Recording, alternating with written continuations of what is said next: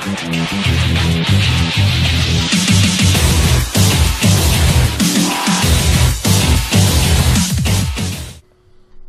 part of it. Alright, we're back. Jim is... So we're talking about the new Star Wars and how the Han Solo movie's cursed and how I don't like the... I haven't liked a Star Wars movie that came out after 7. And even 7 I just liked because it was at least fun. Like, 7 had a lot of problems, but at least, like, the story for 7 wasn't offensive. It was... I guess Red Letter Media... Again, Red Letter Media captured it perfectly. Episode 7 was exactly what it needed to be, by which I mean okay. And, like, I liked a lot of it. Characters were really good. I actually liked the new, cast they have, so... Holy shit. What the fuck? Why is it so long? Because he totally remodeled the whole ship. In addition to putting a new satellite dish on it and whatever. Well, I mean, who cares about the satellite dish? The damn thing looks like a fucking mouse. Like a like what are those called? I mean, a cursor. There's tons of little changes that, like, you know, it makes sense that they're different because he customized it. But like, why does it have to be so long? That's really stupid. It does look like it's not a terrible design, but like it's so different. It doesn't it's like this looks like a totally different ship. Like, it actually straight up looks like a, it looks like a, how do you call it? Hey. Well, talk. Oh, for fuck's sake. I gave him liquor for nothing. It looks like someone made a Millennium Falcon mouse cursor. Yeah.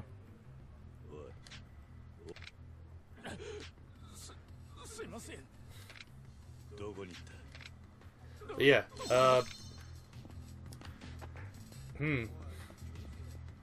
yeah, it looks like a fucking Millennium Falcon mouse cursor, not an actual modification. Like, and that's the thing about it that I don't like. Like, every other part of it would have been fine. Uh-oh. I didn't mean to go in whatever this is. Oh. It's a bar. Oh, it's a bar and there's pool. Cool. But yeah, like, I don't mind the rest of the changes. It's just that long front cone really bothers me. Because it looks stupid and pointless. Like, why would a cargo freighter need to have that giant-ass thing? We just don't know.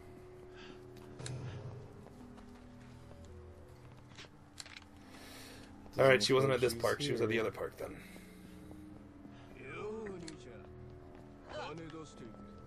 Okay. But yeah. See who's playing Lando? I don't recognize the actor because I haven't really, like... He looks more like Lando than the guy who's playing Han looks like Han. Yeah. So it's Donald Glover. Yeah. He's decent. Yeah, I have... Oh, that's... Oh. That's just like a fucking, what are they called? Like a... What are the Three Stooges kind of shit right there. Now that I think about it, Donald Glover's probably the best actor of the whole lot.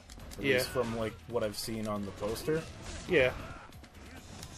Honestly, like, it might just be my own bias, but I really don't like Daenerys anyway, so... She's been Daenerys, which is, like, a super memorable role for her, even if I don't really like that character. Yeah. But everything else she's been in is, like...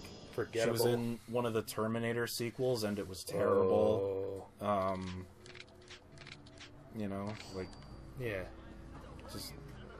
The kind I don't know if it's better or worse that I can't think of any other roles for her. That might be in her best interest, honestly. I mean, it's pretty clear she probably got this role because of the Daenerys thing and nothing else. Or because she was cheap. I mean, she probably built up her reputation as an actress through that role. Yeah. And applied to work on this, you know, like, she auditioned for the part. Obviously. And she got it. But she's let me tell you why it's so weird. It's not that, you know, you can't introduce new characters in a sort of a prequel story. Yeah. Right? The thing is, though, she's, like, billed as one of the, like, lead actors in this film, and it's obvious that she's going to be very important to the story, but she's never brought up again Yeah. in any of the movies, even the recent ones, where they could theoretically have done that. Yeah.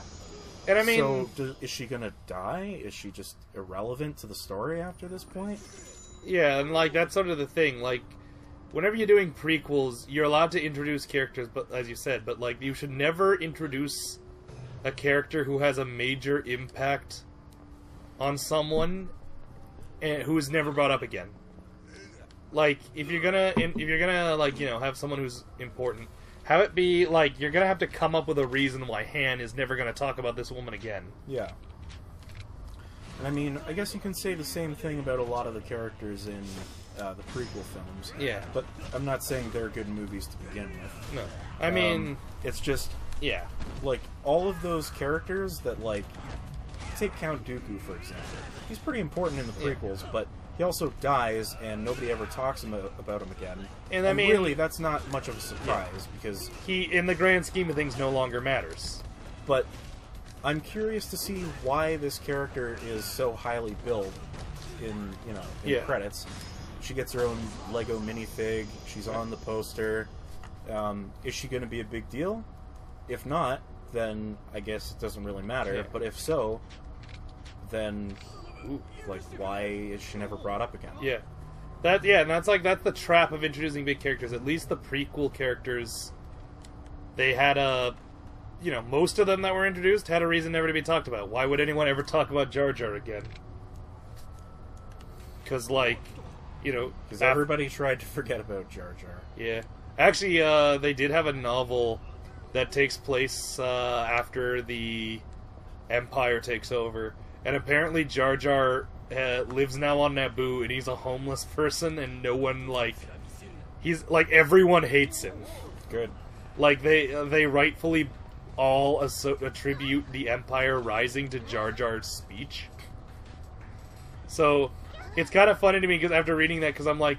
It started out as a meme on, like, Star Wars Generals and a couple other places on 4chan, where people were just like, Jar Jar's indirectly responsible for starting the Empire. And then it's like, the books are like, yeah, that's canon, and everyone believes it. And I'm like, oh, that's good. Yeah, that is correct. Oh no, it's the police.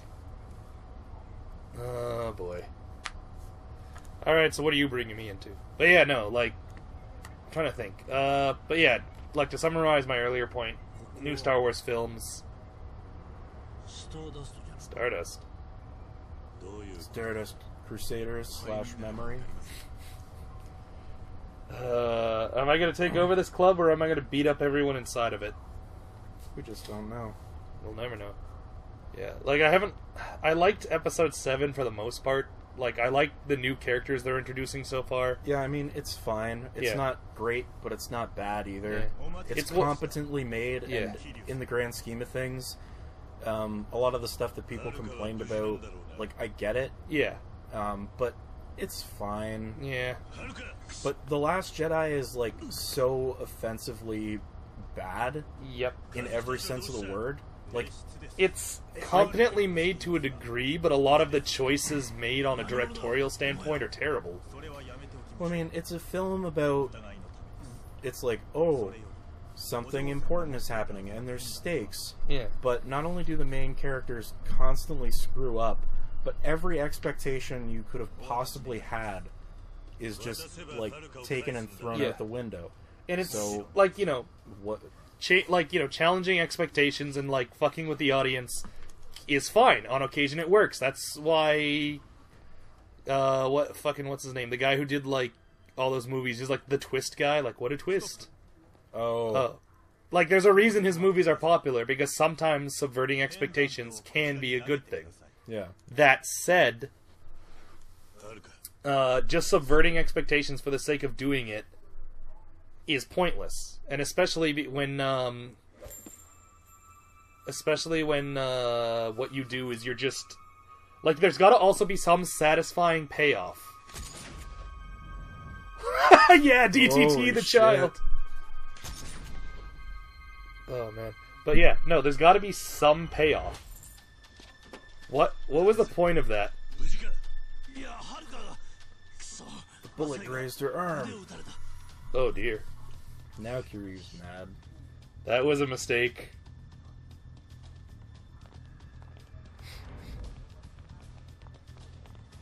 Who are these guys? Are these your goons or someone else's goons?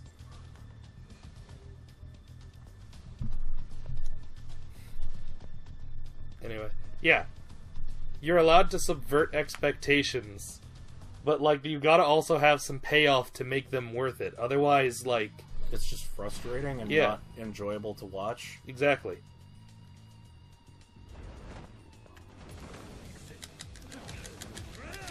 Because, like, yeah, there's gotta be some reason people would...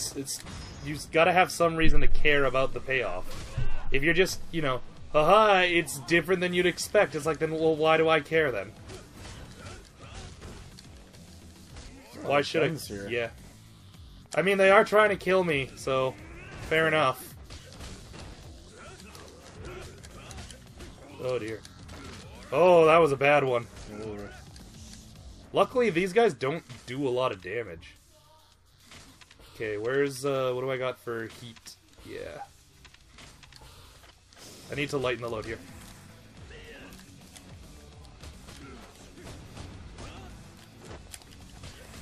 Oh boy, this is going bad. Holy shit, there's a... Okay, give me, like, some breathing room here. Okay, that's why I need to be close to them.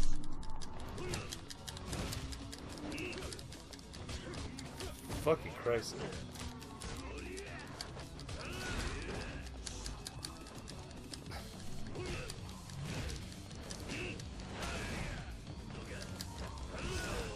There we go.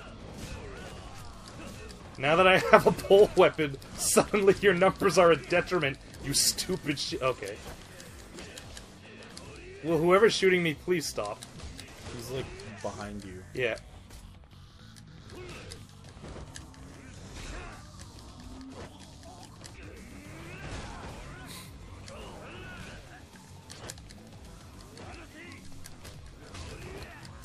Okay.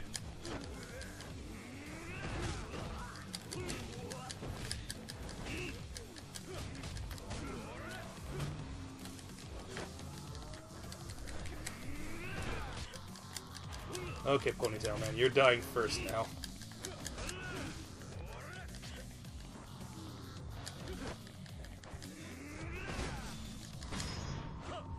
As long as it gets him out of the way. But yeah. If you just fucking make twists for the sake of, haha, I have made a twist to fool you, the audience, suddenly your audience feels either stupid or, like, betrayed. Yeah. Well, I mean, the big problem for me... How do I use this handgun? Oh. There you go. The big problem for me is that even though the prequels were shit, yeah, at least I could sit there and think to myself, you know, at least I still have the EU, yeah, and at least I still have the original trilogy. But then when Disney bought Star Wars and said they were working on a new trilogy and axed the EU, yep, I was sad to see the EU go, but not terribly, because there's a lot of good stuff in there, but mostly it's weird trash. Right? For every Thrawn you get old Starkiller base. Yeah, or like robot Princess Leia shooting clone Palpatine with eye lasers. Yeah, right? Trioculus was weird. So, you know, oh geez. Yeah, so I mean, kind of sad to see it go, but not super upset. No. And I mean, like we were saying before, Episode 7 is fine, but The Last Jedi took everything that was good about the original trilogy, and basically the whole future of the series, and pretty much just dumpstered it. Yeah, like every... I have no reason to care. Yep. I'm not excited about the next movie. Oh, God. Everything I liked about any of the previous movies basically didn't matter. Yeah, like it invalidated everything worth caring about. And I've come to... I'm not saying this is guaranteed what happened, but like the way this trilogy goes, it's J.J. Abrams, Rian Johnson, J.J. Abrams again. After this, Rian Johnson gets a full 3 movies. Yep. Now, I'm not saying Rian Johnson set it up so that this trilogy will be a dumpster fire so that his looks better. All I'm saying is that I could believe that. Like, if someone were to come out with internal notes and say, like, yeah, Rian Johnson sabotaged J.J. Abrams to, like, make sure J.J. Abrams' next movie can't possibly have consequences. But, like, yeah. You were locked in the closet the whole time, you incompetent fucks? This badge. Some out-of-town family. Probably. Knowing that this is Yakuza, it's probably going to be the Chinese, because the Yakuza hates the Chinese. Fair enough. It's the triads. Boy, you guys... Yeah, like, yeah, I was right. They were locked in the closet the whole time. The whole time. You've been watching the whole time. She's scared of the florist. Could you put a shirt on? That would have been a better way to greet this child. Hello, homeless men and strange fat man with chains and no shirt. It feels strange to do you favors. I've saved your child.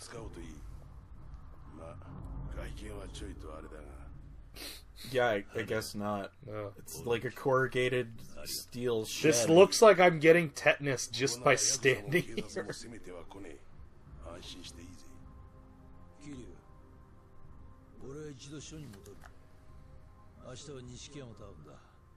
Get some sleep. Yeah.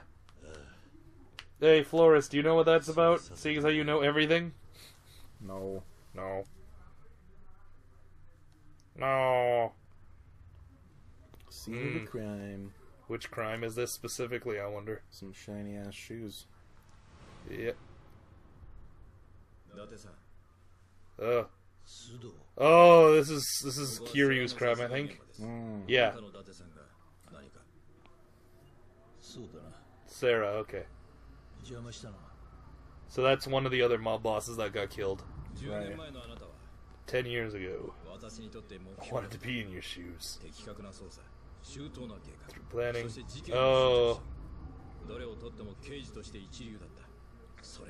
But now I don't understand your behavior. I'm bringing you down, Tetnis-san. You and your accomplice.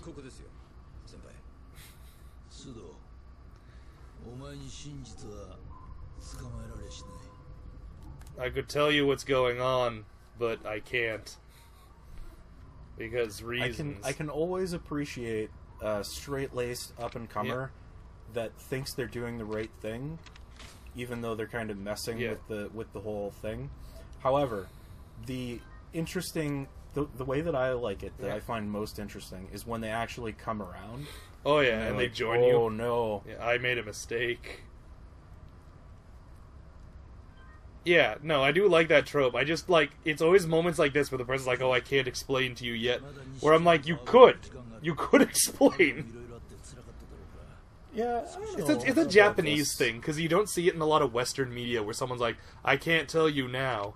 Yeah. Usually, in Western media, they have to contrive a reason why they can't explain. Like, oh, I can't explain now, there's literally a bomb on me, or I'm being chased by guns, you'll have to wait. Like, that's the one you see in Westerns, it'll have to wait for later. In Japanese media, which I'm using as the example because we watch a lot of it, it's, oh, I can't explain. Yeah. Also, after this conversation, I guess the timer. We'll see you next time, folks.